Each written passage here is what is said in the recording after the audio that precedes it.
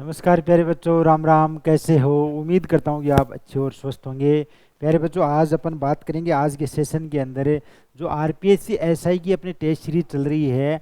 RPSC SI exam 2023 की जो infusion notes team के द्वारा टेस्ट सीरीज चलाई जा रही है, तो उनकी अपन चर्चा कर रहे हैं। आज अपनी जो टेस्ट सीरीज संख्या होगी वो 25। इससे पहले 24 टेस्ट सीरीज है वो कंप्लीट हो चुकी है। तो प्यारे बच्चों, अगर आपने वो टेस्ट सीरीज नहीं देखी है तो इन्फ्यूजन नोट्स के यूट्यूब चैनल और या इसके अलावा इन्फ्यूजन नोट्स का जो फेसबुक पेज है वहाँ से आप ये टेस्ट सीरीज है वो चेक कर सकते हो। और इसके अलावा प्यारे बच्चों, एक इम्पोर्टेंट जानकारी और मैं आपको और देने वाला हूँ, महत्वपूर्ण जानकारी, कि ये आपकी टेस्ट सीरीज तो चल ही रही है। उसके अलावा बात करें कि एग्ज़ाम चाहे कोई भी हो, चाहे स्टेट लेवल की हो या चाहे सेंट्रल लेवल की एग्ज़ाम हो, सबके अंदर करंट अफेयर की जानकारी ज़रूर पूछी जाती है। तो करंट अफेयर की क्वेश्चंस अगर एवरेज निकाला जाए तो 8 से 10% है हर एग्ज़ाम में आ जाते हैं। किसी किसी एग्ज़ाम में 15% भी पूछ लिए जाते हैं।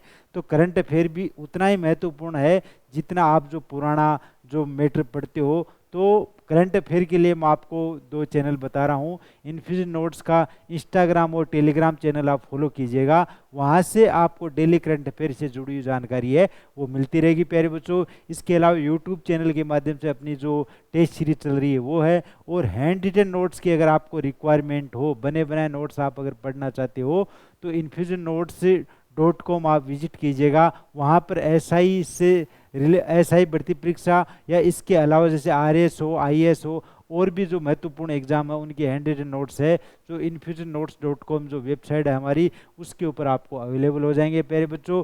और अगर आपको किसी प्रकार की जानकारी लेनी हो कंपटीशन एग्जाम से रिलेटेड, तो आप हमारी टीम से संपर्क कर सकते हो। मेरे टी शर्ट के ऊपर जो नंबर दिए हुए हैं इनके ऊपर आप कॉल कीजिएगा या व्हाट्सएप मैसेज छोड़ दीजिएगा, हमारी टीम आपसे संपर्क कर लेगी। और आपके मन में आपके जो भी सवाल है, डाउट हैं, वो सारे के सारे डाउट हमारी टीम के द्वारा क्लियर किए जाएंगे प्यारे बच्चों। चलिए शुरू करते हैं, ज़्यादा समय आपका नहीं लूँगा। आज की जो टेस्ट सीरीज है उसका पहला प्रश्न देखिएगा।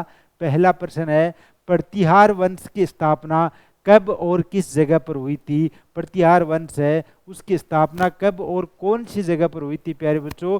तो 8वीं शताब्दी में और अवंती में हुई थी। 8वीं शताब्दी में कब? 8वीं शताब्दी और अवंती जगह है, उस जगह का नाम अवंती है, वहाँ पर प्रतिहार वंश की स्थापना हुई थी। तो इस प्रश्न के अनुसार ऑप्शन नंबर सी आपका क्या हो गया? सही जवाब। अगला नेक्स्ट प्रश्न है वो देखिएगा।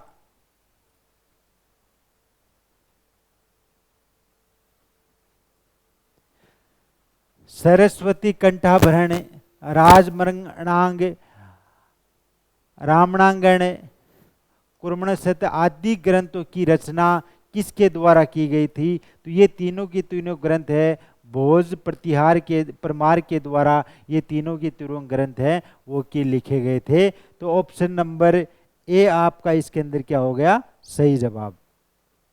अगला जो प्रश्न है वो देखिएगा।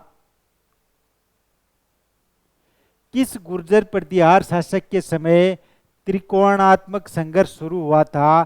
कि यानी कि कौन सा गुर्जर प्रतिहार शासक था जिसके समय त्रिकोणात्मक जो संघर्ष है शुरू हुआ था? तो उसका नाम था प्यारे बच्चों वत्सराज। वत्सराज के समय त्रिकोणात्मक संघर्ष है जो कि शुरू हुआ था। तो ऑप्शन नंबर डी आपका इसके अंदर क्या हो गया? सही जवाब। अगला नेक्स्ट प्रश्न है वो देखिएगा। किस गुर्जर प्रतिहार शासक के समय प्रसिद्ध ग्वालियर प्रशस्ति की रचना हुई थी? कौन से प्रतिहार शासक के समय हुई थी गुर्जर प्रतिहार के समय? तो प्यारे बच्चों भोज प्रथम के समय ग्वालियर प्रशस्ति की रचना हुई थी। तो ऑप्शन नंबर बी आपका इसके अंदर क्या हो गया? सही जवाब। नेक्स्ट प्रश्न है, प्रतिहार वंश में पितृहंता शासक है, प्रतिहार वंश है उसमें पितृहंता शासक है, कौन है? मिहिर भोज। कौन है प्यारे बच्चों? मिहिर भोज पितृहंता शासक है प्रतिहार वंश के अंदर। ऑप्शन नंबर डी आपका सही जवाब है इसके अंदर। अगला जो नेक्स्ट प्रश्न है वो देखिएगा आप। 8वीं से 10वीं शताब्दी तक राजस्थान में किस वंश का शासन रहा है कि 8वीं से 10वीं शताब्दी तक राजस्थान में बात करें तो कौन से वंश का जो शासन रहा था, तो प्रतिहार वंश का। कौन से का? प्रतिहार वंश का शासन प्यारे बच्चों 8वीं से 10वीं शताब्दी तक रहा था। तो ऑप्शन नंबर ए आपका इसके अंदर क्या हो गया? सही जवाब। अगला जो प्रश्न है नेक्स्ट वो देखिएगा, परम भट्टारक महाराधिराज परमेश्वर की उपाधि धारण करने वाला प्रतिहार शासक कौन था? कौन शासक था जिसने परम भट्टारक महाराधिराज परमेश्वर की उपाधि धारण करी थी? तो प्यारे बच्चों उस शासक का नाम था महेंद्रपाल प्रथम। महेंद्रपाल प्रथम ने परम भट्टारक महाराधिराज परमेश्वर की उपाधि धारण की थी। तो ऑप्शन नंबर सी आपका इसमें क्या हो गया? सही जवाब।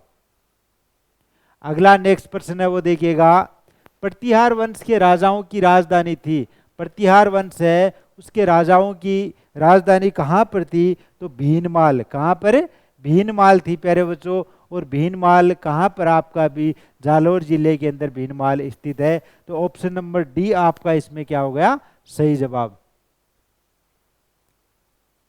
अगला नेक्स्ट प्रश्न है वो देखिएगा, ओसिया में महावीर स्वामी को समर्पित जैन मंदिर किस प्रतिहार शासक ने बनाया था?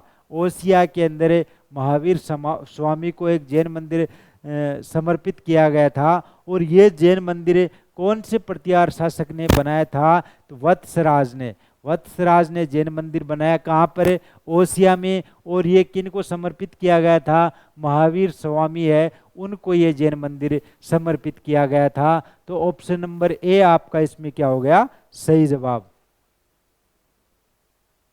अगला नेक्स्ट प्रश्न है वो देखिएगा, 778 ईस्वी में उद्योटन सूरी द्वारा लिखा गया ग्रंथ कुवलयमाला की रचना किस प्रतिहार शासक के समय में की गई थी? तो वत्सराज के समय में इसकी रचना की गई थी प्यारे बच्चों। तो ऑप्शन नंबर सी आपका इसमें क्या हो गया? सही जवाब।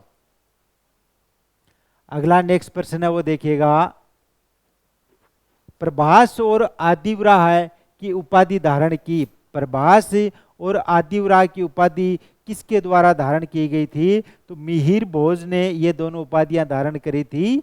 प्रभास और आदिवराह की जो उपाधियां है मिहिर भोज ने धारण करी थी। तो ऑप्शन नंबर बी आपका इसमें क्या हो गया? सही जवाब।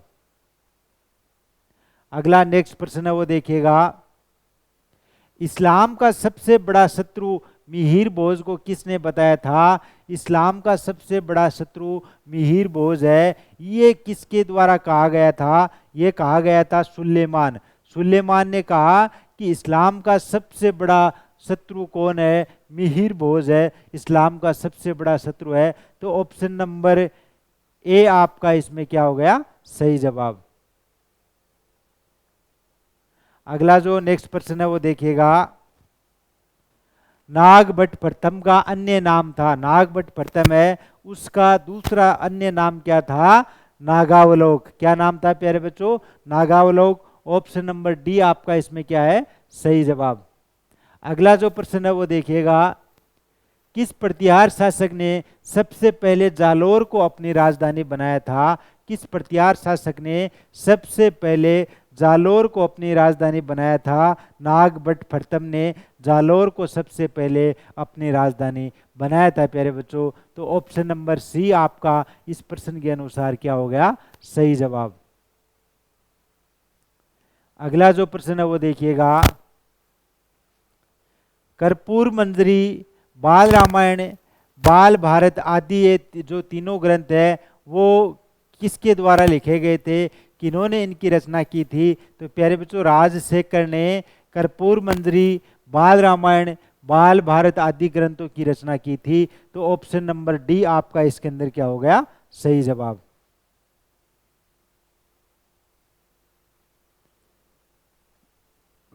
अगला नेक्स्ट प्रश्न है, मंडोर का सबसे प्रतापी प्रतिहार शासक कौन था? मंडोर जो वर्तमान में जोधपुर में स्थित है। कहाँ पर है प्यारे बच्चों? जोधपुर में स्थित है। यहाँ का सबसे प्रतापी प्रतिहार शासक कौन था? तो प्यारे बच्चों मिहिर भोज है, जो मंडोर का सबसे प्रतापी प्रतिहार शासक था। तो ऑप्शन नंबर डी आपका इसके अंदर क्या हो गया? सही जवाब।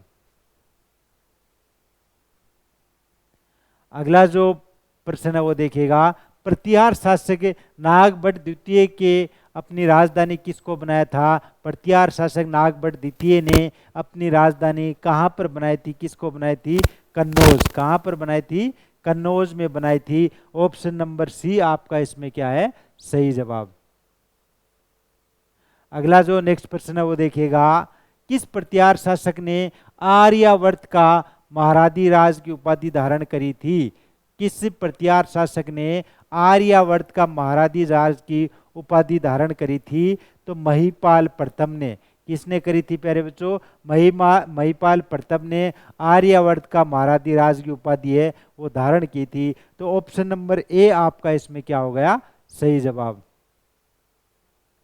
अगला जो नेक्स्ट प्रश्न है वो देखिएगा, प्रतिहार शासक वत्सराज को किस राष्ट्रकूट शासक ने पराजित किया था?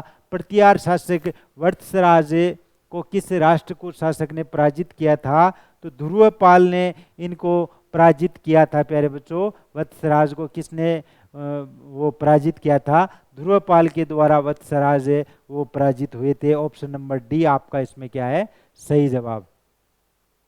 अगला नेक्स्ट प्रश्न है, किस अरबी यात्री के विवरण से हमें प्रतिहार शासक मिहिर भोज के बारे में पता चलता है? तो उससे अरबी यात्री का क्या नाम था प्यारे बच्चों? सुलेमान। सुलेमान के विवरण से हमें प्रतिहार शासक मिहिर भोज के बारे में पता चलता है। तो ऑप्शन नंबर बी आपका इसमें क्या हो गया? सही जवाब। अगला नेक्स्ट प्रश्न है वो देखिएगा, 915 ईस्वी में अरब यात्री अल मसूदी ने किस प्रतिहार शासक के समय भारत में यात्रा करी थी? अब ये तो आपको ध्यान में रखना है कि अल मसूदी ने यात्रा कब करी थी? 915 ईस्वी में करी थी। लेकिन उस समय कौन प्रतिहार शासक था भारत के अंदर? तो आपको बताना है कौन था? महिपाल। महिपाल प्रतिहार शासक के समय 915 ईस्वी में अल मसूदी ने भारत की यात्रा करी थी प्यारे बच्चों। तो ऑप्शन नंबर सी आपका इसमें क्या हो गया? सही जवाब। अगला जो नेक्स्ट प्रश्न है वो देखिएगा, 7वीं सदी में चीनी यात्री हेनसांग ने किस जगह की यात्रा करी थी? हेनसांग ने यात्रा कब करी थी? 7वीं सदी में करी थी। कौन सी जगह की यात्रा करी थी प्यारे बच्चों? भीनमाल की। कहाँ पर करी थी यात्रा?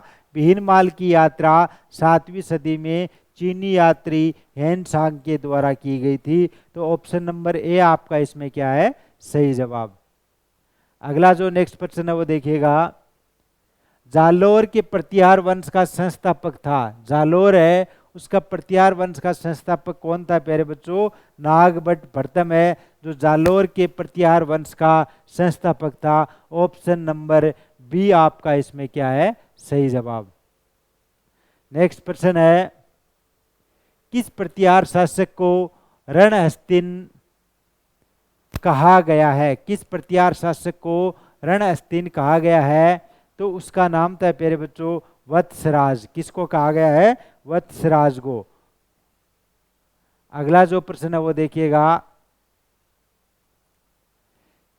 किस पुराण में प्रतिहारों को गुर्जर कहा गया है? कौन से पुराण के अंदर जो प्रतिहार है उनको गुर्जर कहा गया है? कौन से पुराण में कहा गया है प्यारे बच्चों? स्कंदन।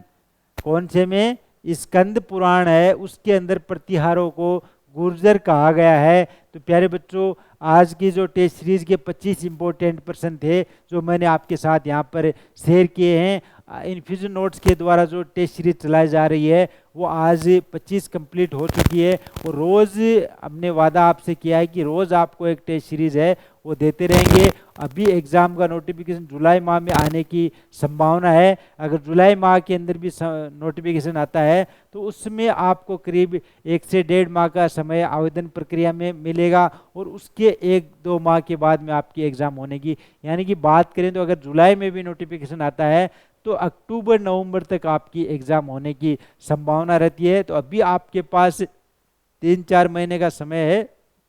इस 3-4 माह के समय के दौरान आपको अपना समय वेस्टेज नहीं करना है, टेस्ट सीरीज की प्रैक्टिस भी करनी है। साथ ही साथ मैंने आपको बता दिया है कि हैंड रिटन नोट्स के लिए लिंक मैंने दे दिया है कि इन्फ्यूजन नोट्स टीम के द्वारा बहुत ही शानदार और बेहतरीन सरल भाषा के अंदर हैंड रिटन नोट्स बनाए गए हैं। तो infusionnotes.com से आप पहले सैम्पल नोट्स पढ़िएगा। सैम्पल नोट्स पढ़ने के बाद में आपको डिसाइड करना है कि आपको हैंड रिटन नोट्स कौन सी जगह और कहाँ पर मंगवाने हैं प्यारे बच्चों। और कोरियर चार्ज आपका बिल्कुल नहीं लगेगा, बिल्कुल फ्री में आपको होम डिलीवरी हो जाएगी। आपको केवल और केवल जो हैंड रिटन नोट्स हैं उनका चार्ज ही देना है, एक्स्ट्रा आपको कोरियर चार्ज है वो नहीं देना होगा। प्यारे बच्चों, आप पहले सैम्पल नोट्स पढ़िएगा और उसके बाद में जो मेरे टी शर्ट के ऊपर नंबर दिए हैं उनके ऊपर आपको कॉल करना है, मैसेज करना है, हमारी टीम आपसे संपर्क कर लेगी। चलिए मिलते हैं पर नेक्स्ट जो टेस्ट सीरीज अपनी उसके अंदर।